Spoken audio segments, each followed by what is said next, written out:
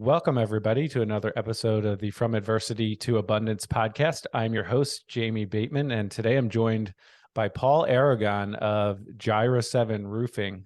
Paul, how are you doing today? Great, Jamie. Thanks for having me on.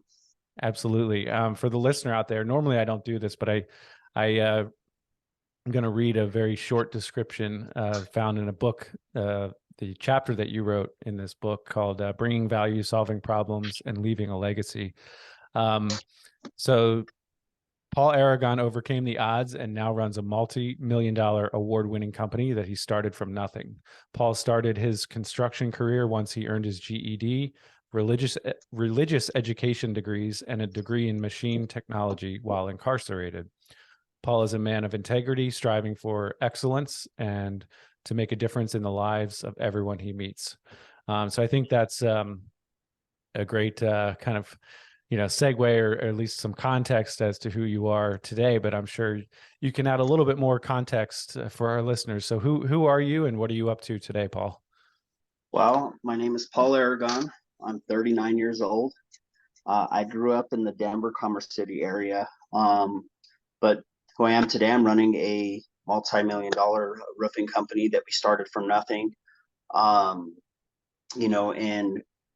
I didn't have the business experience to start my company, but I learned through working for other companies in that time. I always wanted to start my own company and bring value to the marketplace and make a difference. So today, that's what we're trying to do, is make an impact in our community, mentoring other entrepreneurs, coaching them, coaching other couples financially, and just trying to reach out and really use everything that we feel God has given us to be a blessing to people. Awesome. Yeah, I definitely want to dive into the mentoring and coaching and the personal finance side of things for sure later, because I think that's a much needed service that you're providing. So let's jump back. I mean, the show is called From Adversity to Abundance. So the listener knows that we're going to be discussing some adversity that you personally have been through. And like I said, before we hit record, normally this adversity falls into, financial or health related challenges or relationship struggles, or possibly even, legal difficulties. And my guess is you've dealt on some level with all four of those things. Yes, yes, we so have. Yeah. so tell me, where do we start? Where do you want to pick things up from your Well, history? well, I mean, it's best to start at the beginning, right? You don't read a book from end to beginning, but you start at the beginning. And I Sure. grew up in a broken home. Both parents were alcoholics. My dad was a womanizer. My mom was looking for love in all the wrong places. I seen her abused by many different men. Um, Drunk all the time. I would get dumped off. I had abandonment issues, so there's the relationship part there. Hmm. So early on, I had a rough beginning, and I started looking for acceptance as a kid in the wrong places. I didn't have a father figure to really show me how to be a man. I was raised by a single mom. She didn't want me around my dad for the reasons that I listed before, Yeah. drinking, and he was womanizing. So he always had money, had his own home, but he was always plastered. And my mom was like, I don't want you around that. I'm like, well, you're drinking too. So what is that? It doesn't make a difference. Hmm. So started off there, and that led into relationships and me looking to gangs, drug dealing, you name it. I was getting in the mix at a very early age, probably 10, 11, between 10 and 12 years old. I was already doing some of the things that probably most people don't do until they're, older teens or adults sometimes. So, it affected my relationships growing from there into my teenage years. I started doing the same thing my dad did, womanizing, was drinking, partying, Hmm. and I dropped out of school in ninth grade because I was chasing money. I was making good money. By the time I was 16, I think we were making almost 80 grand profit a week. So This was we were, selling drugs. yes. So went from Wow. marijuana. It started, as a gateway, Yeah. and then went on to other things. And by the time I was 16, I was carrying around duffel bags full of, you know, drugs, cocaine, marijuana, you name it.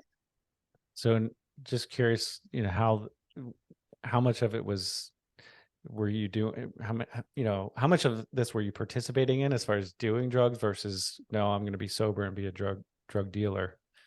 Well, it started off, we were just smoking pot. I mean, we would Hmm. just, smoke and drink. And then Sure. we started getting into the bars, and I wasn't old enough to drink, but they Hmm. were letting us in the bar because I was keeping people in the bar drinking all day and all night because of what I was Mm, selling them with the cocaine. mm, So we started dabbling, um, started doing a line here and there when we would drink. And then it became like a party thing. So anytime we were partying and I was the party favor person, we would start doing some of that and dabbling. mhm, I wouldn't get as bad as the people that I was selling to, but I mhm, would do it to maintain my level of sobriety to where it wouldn't keep me mhm, intoxicated with the alcohol. It would level me out to keep me mm, going.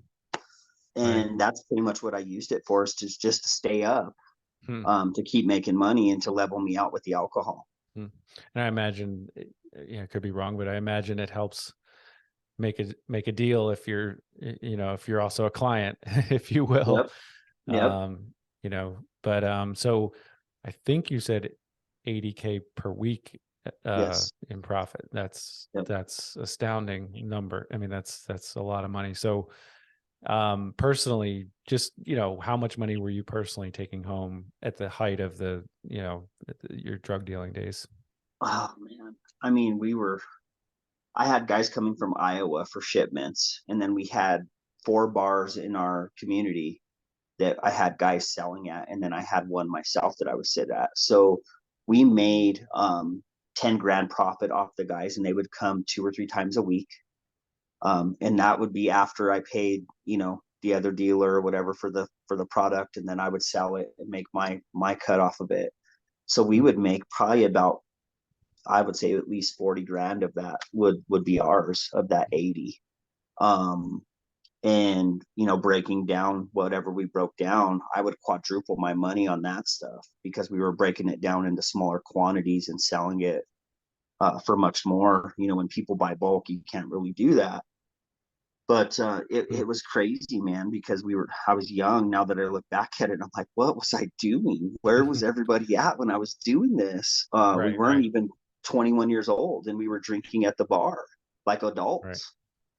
And you knew we were young because we looked super young. Sure. Um, but I mean, we never got caught there, and Hmm. it was just crazy. Yeah, no, that makes more sense now as far as your ability to. I mean, I know you said you didn't have any business experience, but the reality is that you were starting, That was from that was business experience and learning how to scale. And um, so, okay, so you mentioned being, I think, about 20 years old. So, pick it up from there. What happened at that point? so if from 16 to 20, we were really just having at it, and then once I started getting at the drinking age, I started developing a lot of enemies, and I had met a girl at 19 at the rec center working out. Go figure. I was still trying to Hmm, work out at this time, doing all mhm, these things and putting all this toxins in my body and poison. Um, Still working out. Met this girl, fell in love with her. We hit it off. I didn't realize she was a bit younger than me. She was upstairs working out at the rec center. Meet her, start selling to her family the marijuana. We start dating real seriously. Time goes on. I find out she had a boyfriend, hmm. almost getting in fights and getting stabbed and all kinds of Wow. nonsense. Well, fast forward 22, people start telling on me. They start calling the cops. I start getting followed. Things start coming to a close really quick. So at age 22, I found myself arrested. I had had previous arrests with as a juvenile with possession and consumption of alcohol by a minor and possession of marijuana. Got caught driving under the age while drinking, Hmm, lost my license. So this all led up to this other big circumstance where we had a domestic violence because I was drunk. hmm, Her family had called the police on me because of the domestic violence and then told them I was selling drugs. hmm, mhm, And they hated me after all of that. So I got arrested. The cops went into my house. I was renting the basement of my uncle's home. and they searched my room. I had took everything out except for I left, residue and stuff like that in a safe that I had there. They found stuff in the trash where they could tell I was manufacturing something. Mm. Baggies with corners ripped out of them, and they So let me, called my aunt. Go ahead. so, uh, so mentally before you kind of, I think we're getting maybe Too close far. well, no, but just close to rock bottom or moving that direction. Yeah. But before we get there, so what's your driving force? I know you said acceptance, Right. and things like that, but mentally kind of what are you striving for? Is Uh, it just a party? What's your end goal with all this? Is there even an end goal? well, and to me, I thought, man, I'm gonna be rich. Sure. I'm gonna be like a kingpin. People are gonna do what I tell them. We're gonna run the city, and we're Hmm. gonna start connecting to the surrounding cities. And then we already got stuff going to the state, another state. Had stuff going to Iowa. They were driving out. So wealth And and power, um, and I guess freedom. I kind of wanted to prove to my parents, well, see, I didn't need you guys anyways. Look at Mm. me. Hmm. I'm on top of the world. And I Sure. was the life of the party. I had money, I had girls. It was just Yeah. the acceptance thing of becoming like identity, essentially. Sure. I Yeah, think it was the main thing. that's probably it. Yeah. I mean, not trying to psychoanalyze and, you know, play therapist or anything like that, but that seems like that's what it really boils down to is your identity, and you're building, adding to that identity. And you have a purpose, right? Yep. With all this too. So okay, so you get arrested at age 22 and things start to come crashing down. Is that fair to say? Yes, very quickly. Friends, I had got out on bond. I had $100,000 bond. Finally, I sat in there for a little while. I think it was a week, and I had another hearing for a bond reduction because we had put in for it, and they accepted it, and they dropped my bond down to $10,000. So the cops had confiscated about 5,200 cash currency from me from that safe. They released it to my dad. My dad used that while my aunt had paid, and then my dad used that to pay my aunt back to get me to bond out. Well, what do I do? As the dog returns to its vomit, so the fool repeats his folly. So I Mm. go right back to it, and they have the North Metro Task Force following me, monitoring my home. I'm getting even worse, so I start using the drug even more and getting Mm. drunk even sooner. Hmm. And I was just waking up just with the shakes, and I had to have a bottle of Mm. alcohol, and I just got really careless, and to the point where it's like I don't care. I'm untouchable. They're not going to mess with me. I'm going to do what I want. Hmm. And I got arrested again. Friends had told on me. We were at the bar one night, and I was leaving to go pick up some girls for a party that we were holding, and um, they had already had a dog and everything and told on me. So I Hmm. got arrested again out on bond, which aggravated my charges. And then and there, that's when things really just came to a halt, and that was rock bottom because I was back in jail, and they aggravated my charges. And I was facing 25 to life. They Wow. were trying to pin the RICO Act on me because people started telling on us, um, and so everybody, in the street terms, they call it snitching. So Hmm. everybody starts telling and snitching, and everybody's pointing the finger at me. So they were like, well, this time we caught you with the drugs. This time they caught me driving that night drunk with the drugs from the bar. So they had that on me, and then all the previous stuff from my juvenile record they were trying to hold against me up until this time. So it really wasn't looking good. Hmm. Um, So a lot of so the things you had you not messed up the second time, the first round of charges, if you will, wouldn't have maybe turned out so bad. yep, But now the legal system says we're going to double down, and this is it. Is that what happened? yep. It's So essentially exactly what happened. okay, so second arrest. Um, what happened after that? The district attorney, I was in jail. The district attorney said, well, this kid has no regard for law. This young man does not Hmm. care. Obviously, you could tell he keeps getting in trouble. He's out Right. on bond, got another case. And so they said there's no deal on the table for him. Mm. We're not accepting this. So I asked for a continuance, drug it along. I was still kind of dabbling in jail. We were dabbling. Mm. We were making people cheek their medicine, and we were crushing it up, making jailhouse coke Hmm. and selling it. Wow. And we were, I mean, people were bringing stuff in. We had cigarettes. I mean, it was crazy. And I was still in the mix with the gang affiliation Mm. because of my sister's boyfriends from the childhood and all that. So I kind of got acquainted and sucked into that along this Mm. whole thing. And Now, finally, is there pressure there to stay in, I guess? there was for Stay. me just because Yeah. of who we knew. Hmm. And then they looked to me because of who I knew. The guys I knew were very high ranking guys. Hmm. They would go to California for roll call and stuff like that. Like it was Mm. super crazy. And they ran the whole Wow. state of Colorado for Wow. this particular gang. And I was scared. I mean, it's pressure. It's scary Sure. because you hear, well, they're either going to kill you or beat you down so bad where they, paralyze you, put you in the hospital to get out. Right. And I was fearful of that. Yeah, I was. understandably so. And I appreciate you being so vulnerable and talking about it. I'm sure even after all these years, it's not fun to talk about. Um, so kind of fast forward for us, if you would, or if there were any big moments in while you were incarcerated, talk about how things changed going forward. Yeah, so I was celled up with a guy that was doing all this, and he was from a totally different gang, but we got along. Um, and we pretty much ran the unit. Well, one day I just like, man, this isn't for me. I went back to court, and they're like, look, if unless you take this to trial and fight it, there's still no deal on the table for you. And I said, well, I need a continuance. I need to pray. I need to get to the law library. I need to look some stuff up. And I went back to the unit and was crying.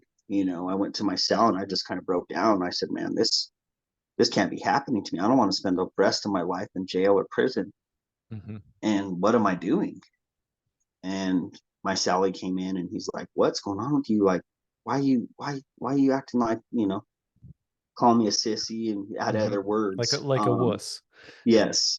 He had other words though. Yeah. Yeah. Uh Cursing Yeah. at me and everything. And I said, look, man, I can't sell up with you anymore. I gotta move. I don't want this. I gotta start doing right. And he's like, man, what's gotten into you? Oh man, jailhouse religion. And he right away he started in, Mm. and I had started attending church here and there. Hmm. Well, I get a letter from my mom, and everybody had quit contacting me or quit answering the phone when I tried to call. They're like, Hmm. you got yourself in there, you're gonna stay in there. So nobody wanted anything to do with me. My girlfriend, I had got her pregnant. She's now my wife. You'll hear about that once we get to the end. But I just think, man, I got a kid on the way. What am I doing? I'm becoming just like my dad. I'm Mm. worse. And I said I'd never do this. I was angry through my childhood because he left me and my mom, or my mom and him split up. Right. And I went to my cell and prayed. I said, God, if you exist, I need to know that you're here and that you can help me with this. Like, I just don't want this. Even if I have to stay in here, I don't want to live like this. I don't want to be Hmm. involved in this stuff. So can you change me? Can you show me? Can you bring my family back together? I want to be a dad to my kid. I want to, can you give me a second chance? And I started attending Bible studies and said that prayer and, just started essentially a relationship with God, and really just started hanging out with different people. And I started getting ridiculed for it right away. Mm. And they're like, dude, what are you doing? And I said, man, dude, this is where this has got me. Like, why would Yeah. I Right. keep doing the same thing? Right. It's not And that working. was that. Yeah, Yeah. that was the I think the pivotal moment for me was right then and there when I finally decided that, like, I'm gonna give my life to Christ and and I'm going to let him change me. And obviously I have to make the decision. I had to have the mindset to make the decision to reach out Sure. and decide that path, Yeah. and endure the ridicule. So, Sure. Right. Now, how much longer did you spend in prison then? so jail, we were waiting to be Jail. Yeah. sentenced. I had gotten arrested in January. Uh, Time had went on. February is when that happened. I had extended court. So I gave my life to Christ right around there. And then I stayed in there till about May 30th. I got sentenced in April. But in that time, I went back to court. They offered me a deal.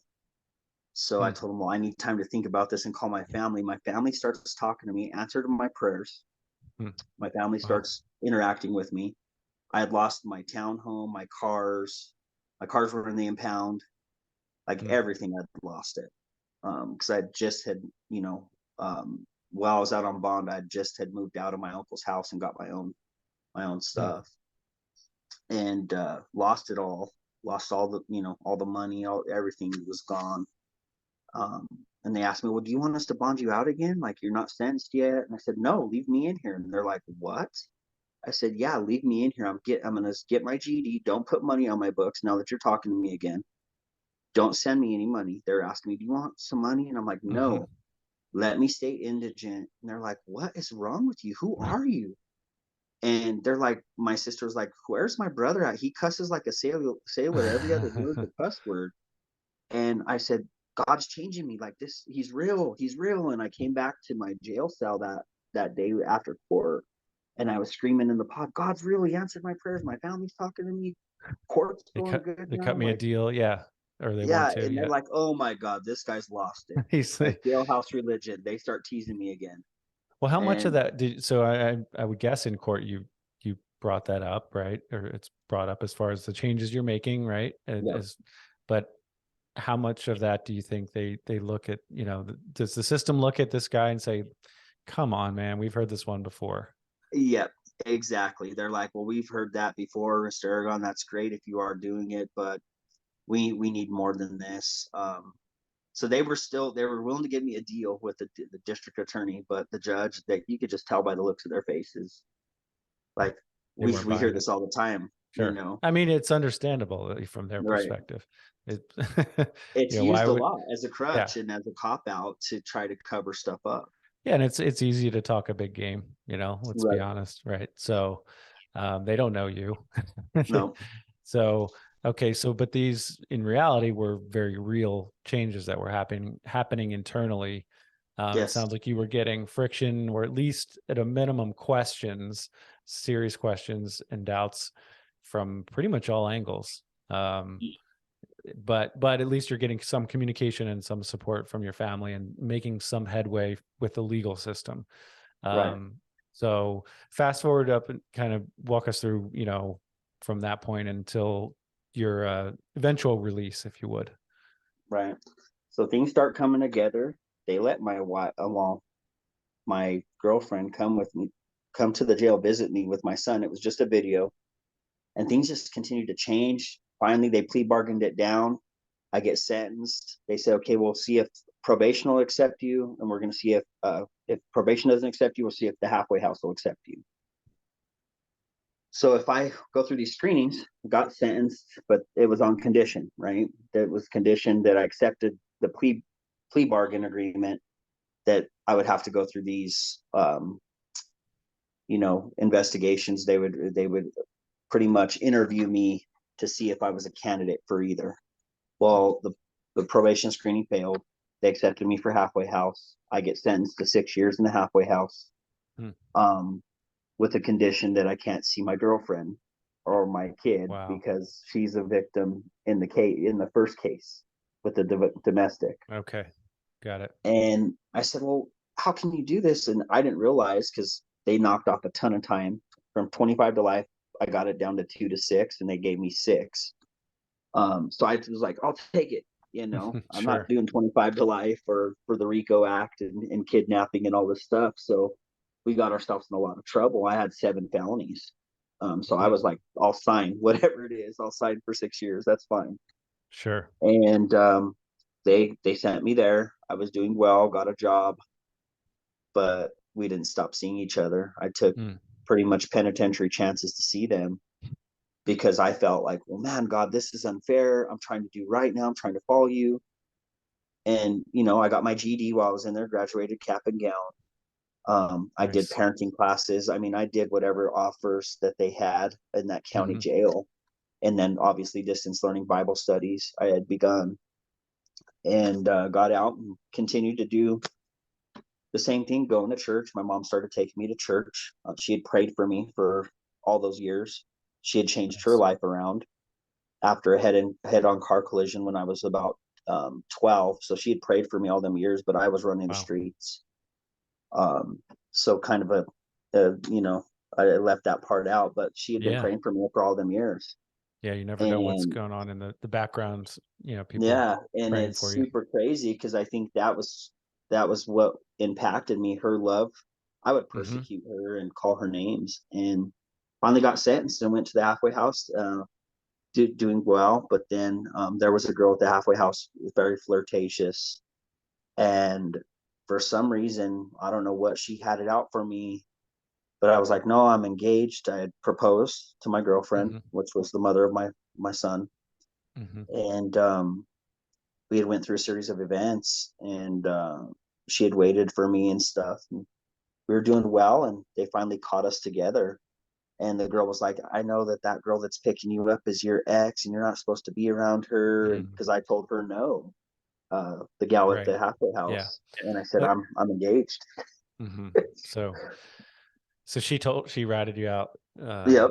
as far as the visits with your now wife is what it Yep. sounds like. Okay. Yep. Yeah, and I think, oftentimes that's how these things happen, is like you already mentioned multiple times, people telling on you, which Yep. maybe in hindsight in some cases was a blessing, but Yep.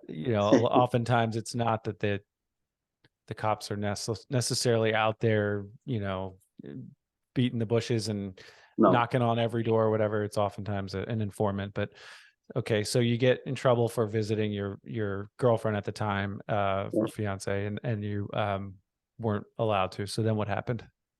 Back to court. The judge says, I told you I didn't want to see you. I would suspend 4 years if you completed 2 successfully in that program, and you were out there 9 months and you screwed up. So I'm going to sentence you to DOC, to the Department of Corrections, for the 6 years. Hmm. Wow. So prison. Yeah. And, in there, I continued to, I got moved around a lot, met a lot of people, but continued the Bible studies, they had more programs there. Um, and then I was starting to get physically fit because I was like, I'm not going to just sit around in here. Hmm. And then they made you work in there for 30 cents a day, or sometimes 60 cents a day if you worked a full day. Hmm. So that's how you earned your keep in prison if you didn't get money sent in. And just took every program possible. I mean, I got custodial certificates, machine shop certificates. I earned 4 degrees in religious education while I was in there. Um, and I got good time. So I ended up only serving, I think, about 2 years, 6 months Okay. um, on that. Got out on parole. They didn't want me seeing my wife.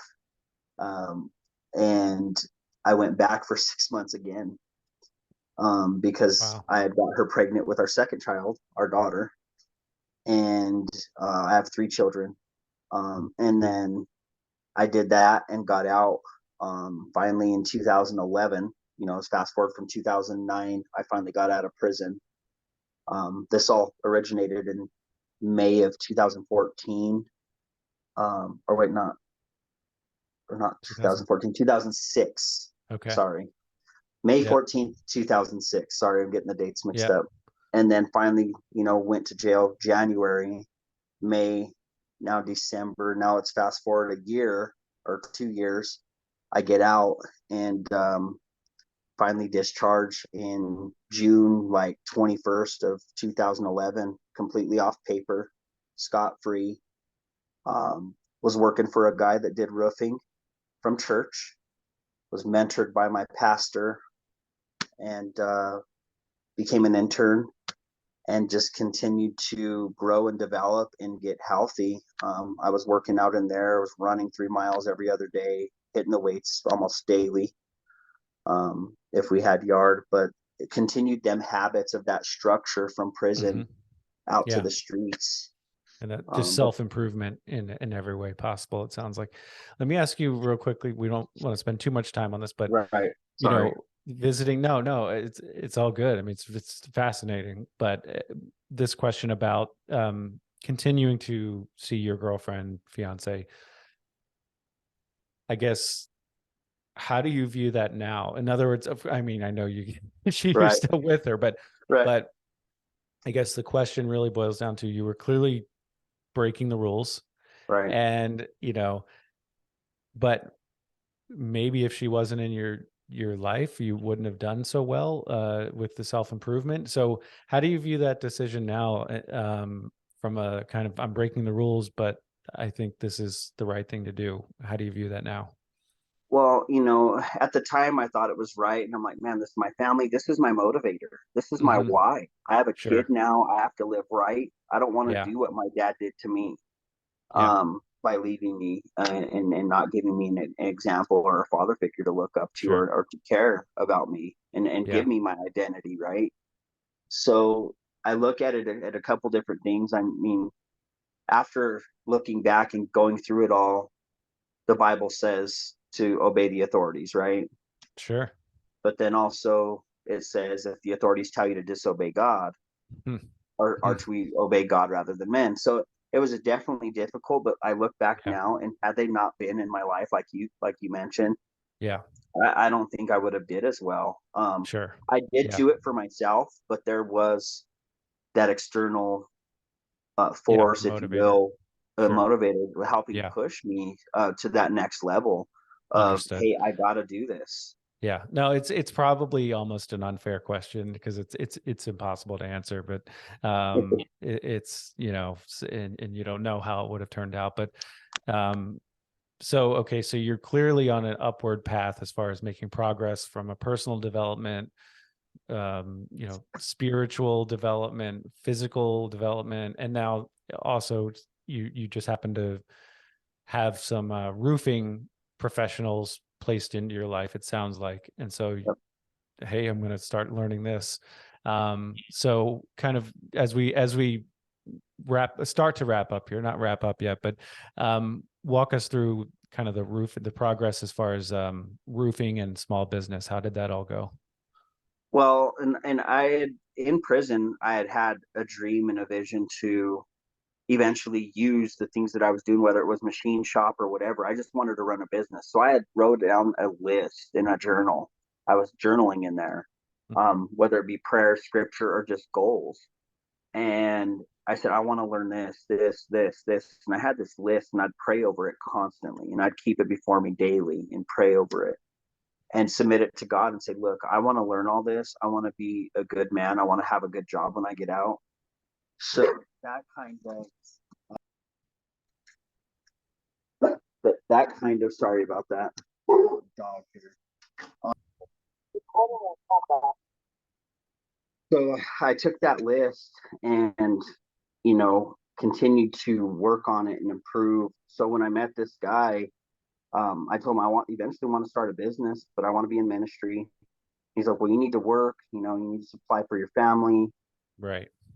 Was a good guy at first, but then later on, he taught me sales, taught me how to measure roofs, taught me how to knock doors and all this stuff to get business. I started doing small repairs and stuff for him. Well, things went south pretty quick. Hmm. My wife had told me, I said something bad about this guy. I Hmm. don't know what it is. Hmm.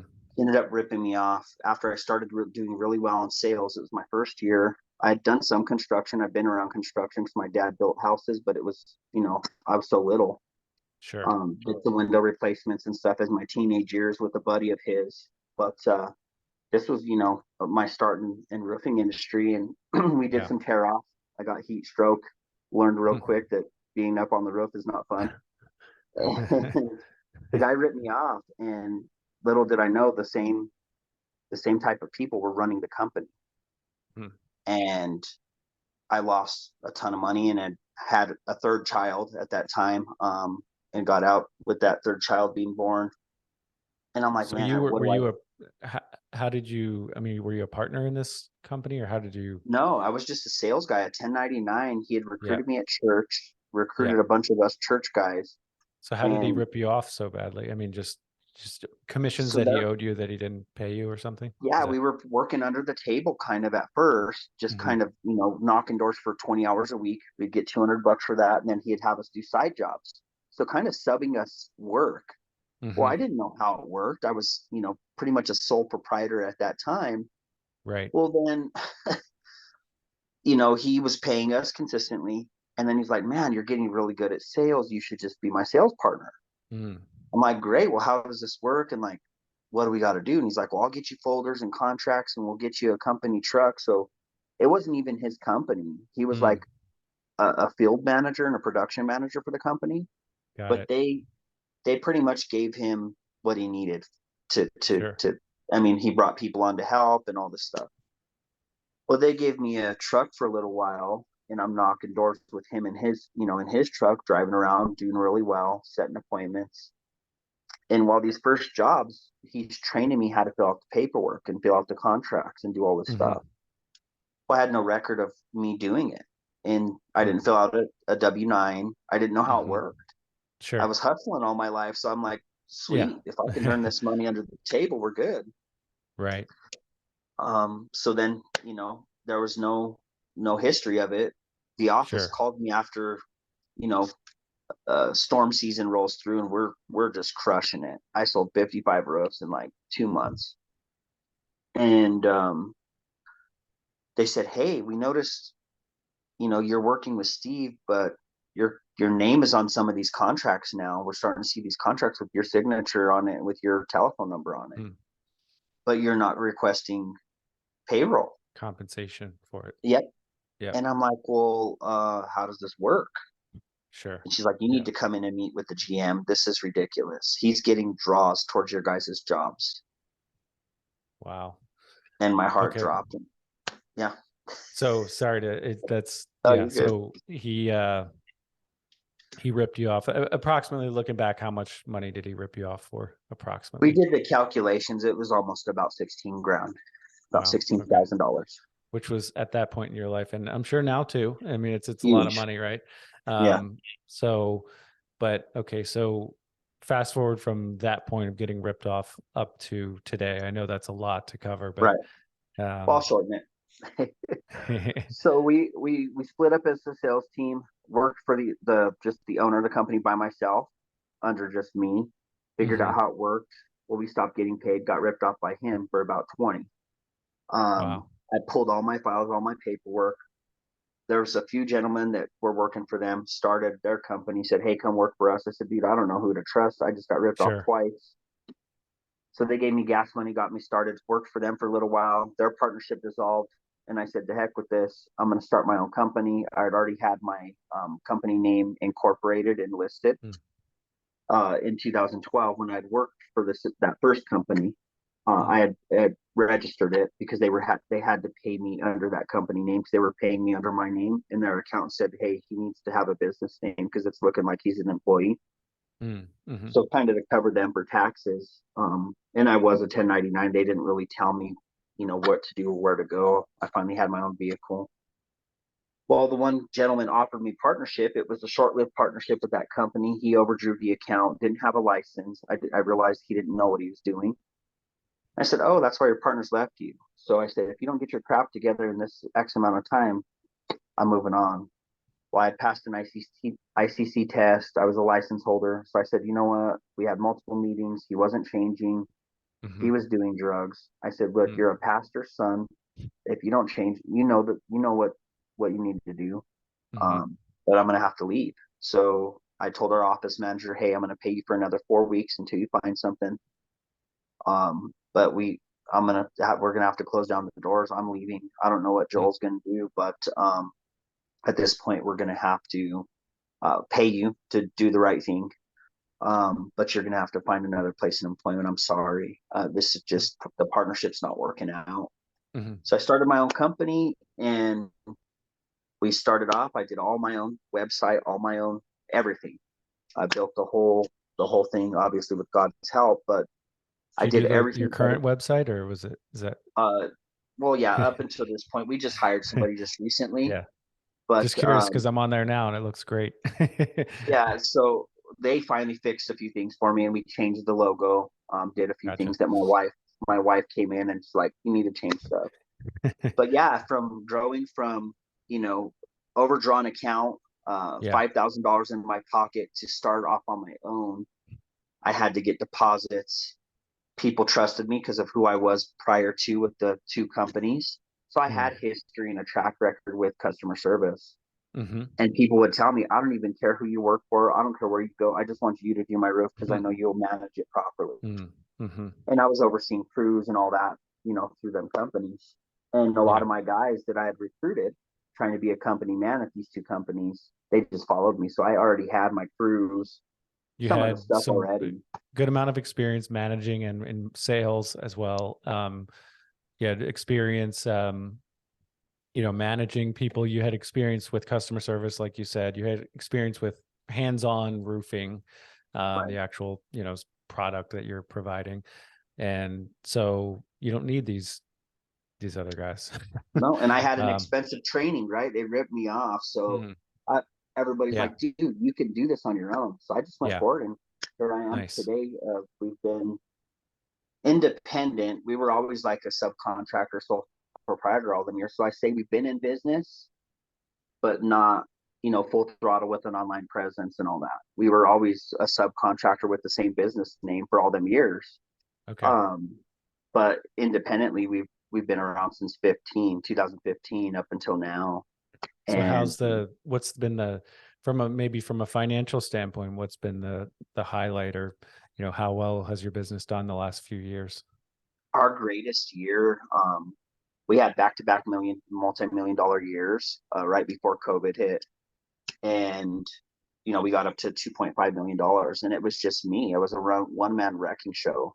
And That's in gross sales, or? yeah, Okay. growth Gotcha. sales. Yeah. And since then, Impressive. we've stayed consistent at $1 million.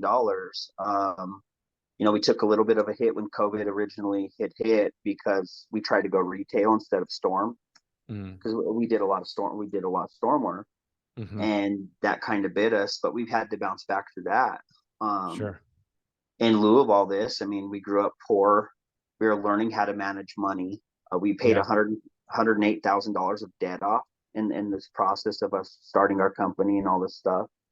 Bought our first home in 2019, and then purchased another home that we didn't think was way out of our league last year.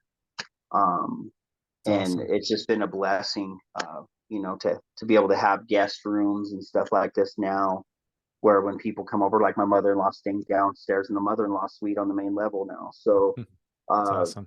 it's just super cool that we've been able to hold classes for people too, financially, to share with them, hey, it's not all going to come together right away. Hmm. You're going to have to work at it.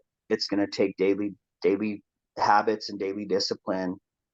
And if you could do a few things each day to impact your business and impact your financial future, that's what you got to do. And if anything stands in your way, and if you're doing things that you're not aligning with your goals and that mindset that I had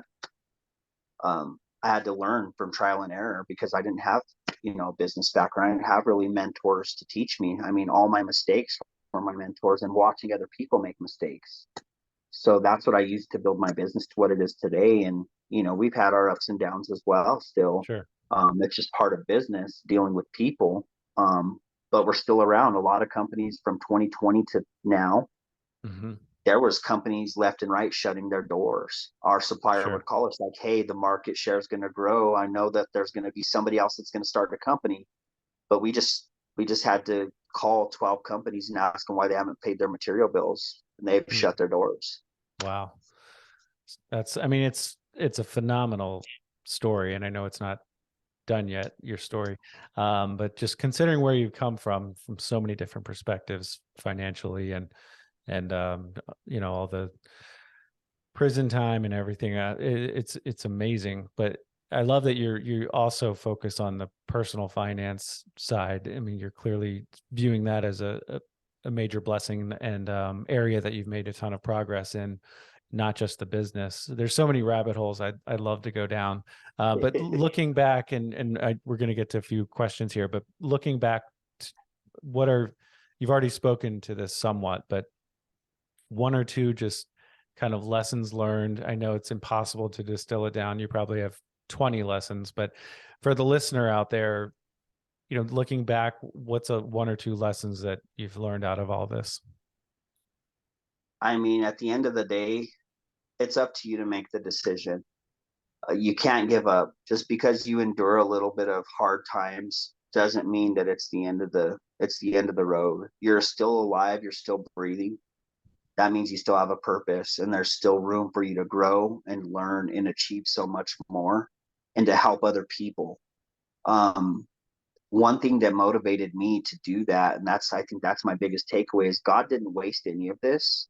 He used my adversity to elevate me. Yeah. Like, I think about an eagle. The winds cause them to soar above heights that none of us could even fathom to even think that we could get up to, right? I mean, Sure. sometimes they're up there and I'm like, holy cow, that's almost touching the plane. The plane's flying by. I mean, the eagles get up there with the winds of adversity. So that, I think, pushed me. And there was times where, did I want to give up? Sure. But using everything in my life and watching people fail and watching people make mistakes, instead of just ridiculing and focusing on them, say, well, I'm not going to do that. I'm going to do this different. And then making a plan from that, and just using all them things, not giving up and letting them wins take me. Like, even now this year, we've had a little bit of a rough season here towards the end. But I know there's a purpose in it. Yeah. There's a purpose in your pain. So those are a couple things that I would say. That's huge. And it's not always easy to see it in the midst of the storm, right? No. But just to know that you will have more struggles, you will have more challenges, and that like you said, they don't have to be wasted. They can be used for a greater purpose and used for your benefit and your family's benefit and those around you. I'm going to fire through some questions, then we can talk about kind of how you're helping people today. What's one thing that people misunderstand about you? Oh, I'm easily misunderstood because I could come across as insensitive. Okay. Yeah. I say things, and it's because I care so much about people. Yeah. Like, it's almost like a child. You see your child and you see the potential. You're like, well, what are you doing? Why are you doing that? You have so much potential. Why are you wasting it? So that's the thing where I think people misunderstand me, is I come across very abrasive. Yeah. But if I can relate. So that's why I'm smiling. Yeah, I get it. We've already talked about a good bit of this, but what's one of your biggest failures, or how would you frame your one of your biggest failures or setbacks in life? Oh, well, I mean,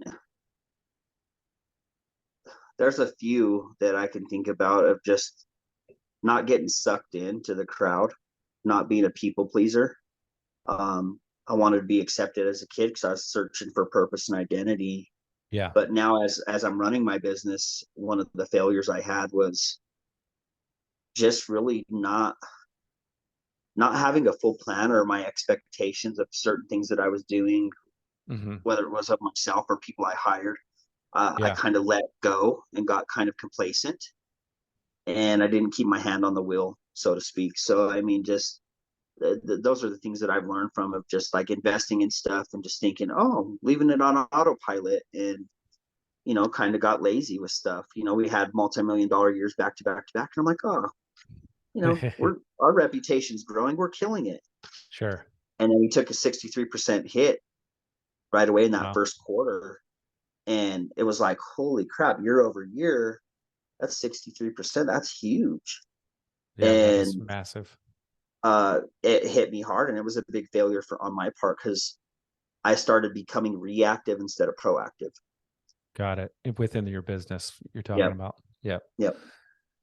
Yeah. I just was trying to find the quote, but I'll summarize it. But I just read something from a CEO the other day, who basically, he said that all businesses are, if you peek under the hood, all businesses are essentially one big cluster, if you will.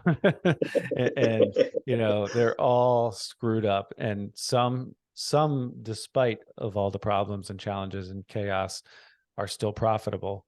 And so for me, because I have several different small businesses myself, and it can, I read it it's comforting to me to know that, look, even the big businesses that you think are all buttoned up, Apple and all, they have issues, right? So, Yep. and it's probably pretty easy to find the issues, and the people who work there know about the issues, but there's a lot of chaos in small business and entrepreneurship. So for the listener out there, I mean, it's not easy. But if you know that this is okay, and there, you can still be profitable, you can still get through it. I think that's a healthy way to look at things. So, Yes. if you could have coffee with any historical figure, who would it be? Oh, wow. That's a tough one. There's a lot of people I'd like to pick their brain. Um, Who comes to mind? that's, Doesn't have to be your favorite, but just one or two. I mean, I have two. Obviously, if I could meet God face to face and have coffee with Jesus, that'd be great. Yeah. He just knows everything, right? So, but one business person and one book that's impacted me that I keep continuing to read is Napoleon Hill's Think and Grow Rich. I just think some of them Sure. principles in there, just Yeah. people of that day didn't have the technology, like the Yeah. stories in there of Edison and all that. I mean, just how they put that together and just the mindset of all those things. I think I would really like to meet somebody like that persevered even amidst struggles and not having technology, and like people that have built businesses Yeah. that were booming. I mean, or even Henry Ford, just the mindset. He wasn't the smartest person in the room, but he found them. Mhm. And Right. those things are cool because a lot of the quotes have impacted my life. Nice. It's awesome. I love it. If you were given $10 million tomorrow, what would you do with it? I would invest it and diversify definitely, and obviously I would give some away to charities and those less fortunate people that grew up like I did. That's been my biggest thing. Is I told my wife I really want to either join in a charitable organization that helps Mhm. people that grew up like me, that they don't have to, hopefully not go to prison or go through that Sure. extent of what I went through, but help them if they're having struggles like I did, getting them rehabilitated and giving them opportunity to learn a trade and giving them some business advice and just helping Yeah. them with their financial coaching and stuff like that. That's definitely what I would do with the money is obviously invest it to make more money and then Sure. be able to continue to give money away and help build and Impact reach more people. people. Yeah. Yeah. Awesome. Love it.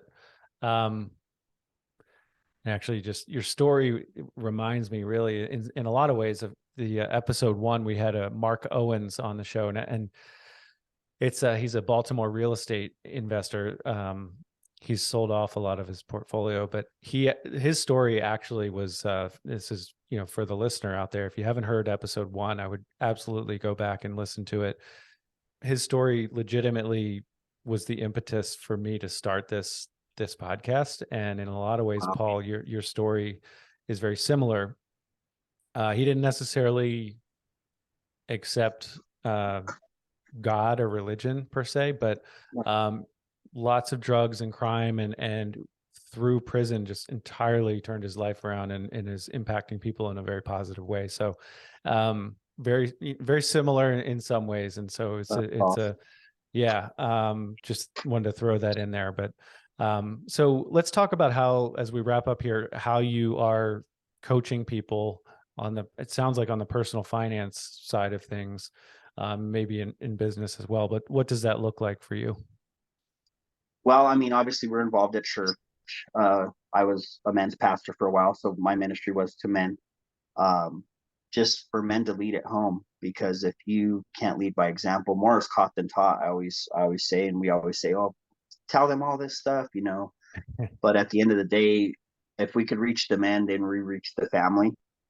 And if we could get the husband and wife on board with couples coaching, with, Sure. teaching them how to budget. Most fights in a marriage start with money, usually adds a lot of strain to a marriage or a Yeah. relationship. And if we can help the men lead their families, love their wives, then their children are reached and generations are impacted. So Yeah. we've started with our sphere of influence within the church. And then as my business, as I meet people, we've made a lot of friends through business, and I've used the business as a platform um, to offer that to people. And mostly we've reached out to couples in our family because we wanted to break the cycle, Sure. and we've started with that and have continued with that over the last couple of years, of just reaching out and, like I said earlier, mentoring my wife's cousin, her husband starting a business, her niece Yeah. and her niece's fiance, and people that I know that reached out to me. I'm ministering to guys from Texas that are running roofing companies Oh, wow. and teaching That's them, awesome. commercial roofing and profit margins, and making sure they're doing job costing and just the basics of business and personal finance, and haven't given them a foundation, Sure. whether it's through Zoom Yeah. or through an in-person meeting. But Awesome. that's pretty much what we're Yeah. primarily focusing on now, and hopefully it'll expand eventually. But if we could just even if we could just reach the one, that's Sure. what we say, And is it's just worth it. reach the one. And man, so many lives will be impacted because of that. Because you might reach somebody that's like a Billy Graham that reaches millions of people, Yeah. and it just trickles. It's ripple. Yeah.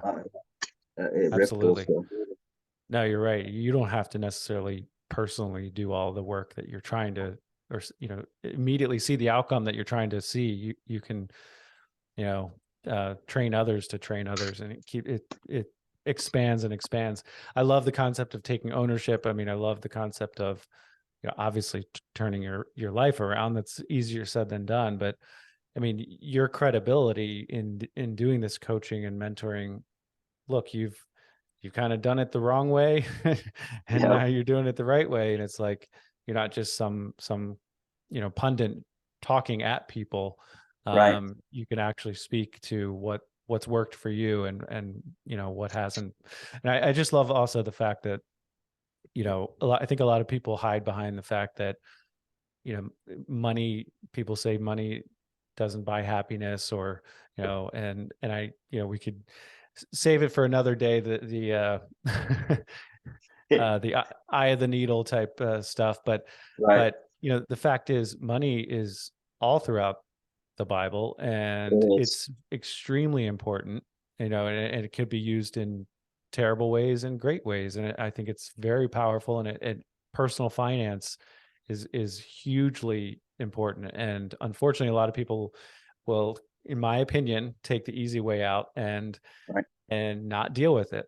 And you're clearly taking ownership and then teaching others to do the same. So I love it. It's awesome. Anything you want to add to that?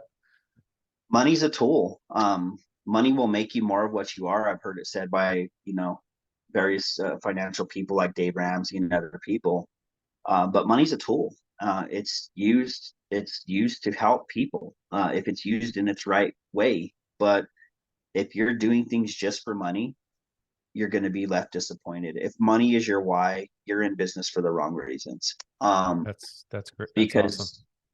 Because everybody listening is meant, they were created to make an impact of some sort. You're meant to be a difference maker, and you have a purpose. And I just want to encourage whoever's listening that if you use money for the right reasons, and use it to help others, and obviously invest and make more. I always think of the parable of the talents, with stewardship, being a good Hmm. manager of what you have with your Sure. gifts too, not just money, but your time and your gifts, your talents, your everything. Yeah. But yeah, If you're you, they're everybody's meant to make a difference, and if you use yeah. it in And the then right way, it'll if it'll definitely do that for you, and you can you show, leave you more can, fulfilled. yeah, you'll exactly. And you'll also oftentimes be given more to be a steward over, if you can show that you can be a good steward over a small amount. Yep. But yeah, so this is fantastic, Paul. We went long because selfishly, I just enjoyed the conversation. Well, yeah. Sorry, uh, I love to share too, because if I can impact one person with the story, I love sharing. So No, it's awesome. I mean, you literally are the ideal guest for the podcast. I mean, because this is exactly the intent, is to show that you can turn your life around. You will go through adversity that takes on a different form for everyone. But if you take ownership of your life and you're willing to put in daily hard work and, kind of point to a positive North Star, if you will, and you absolutely can turn your life around. You've shown it. You've shown that it's possible. So thank you very much for your time. For the listener out there, how can they reach out to you? you could reach me, for speaking engagements. I use a different email at paularagon5 at live.com. But they can also reach me on my cell, 720-429-9274. Facebook, Facebook profile, Instagram profiles. Search Paul Aragon, you'll find me. You'll see my photo, and if you scroll through the pictures, I have a picture with Dave Ramsey and all that on there. Got to meet him. They've been a big influence in our lives. But yeah, that's how to reach us. If you need roofing services, Paul Aragon at gyro7enterprises.com. So thanks for having us, Awesome. Jamie. I appreciate it. I'm very Absolutely. long-winded, so I No, it's all good, man. appreciate you having us on. Yeah, and for the listener who's not watching on YouTube, it's Aragon, Aragon. Just wanted to spell that for people. So awesome, Paul. This has been fantastic. I really had to stop myself from going down different rabbit holes, because there are Me too. many questions I wanted to ask. So maybe we'll have you back on if you'd be open to that in the future. And thank you so much for just turning your adversity into abundance and positive impact in the world. I think that goes a long way. So appreciate you doing that. And it's it's so much harder than we gloss over a lot of things on the show, a lot of the ups and downs, and but thank you very much for your time and what you're doing. So we really appreciate it. Yeah, likewise. Thank you. I appreciate you having me here. So it's a blessing. Absolutely. And to the listener out there, thank you for spending your most valuable resource with us, and that is your time. Thanks, everyone. Take care.